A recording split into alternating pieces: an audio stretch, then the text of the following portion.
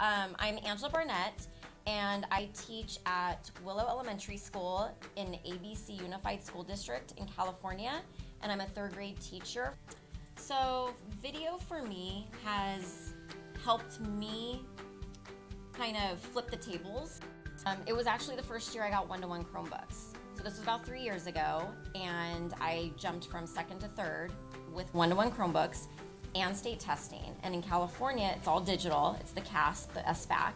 And knowing that they needed the tech skills along with knowing how to use technology in an academic way, I knew I had to do something. I had to do something to help them become successful, because they come to me without or with hardly any experience using technology besides, swiping, touching, exploring.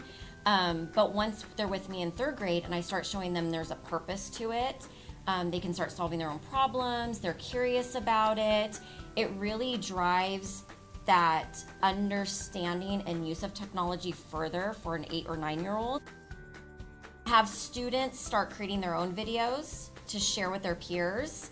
And what they'll do is, especially in math, what they'll do is they'll take maybe a whiteboard and they'll use the math language to explain their thinking as they're working out a problem.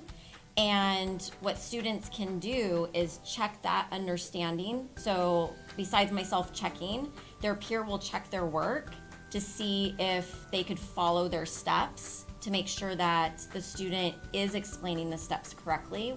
By putting the teaching into the kids' hands, it drives that student agency, that independence for such a young age.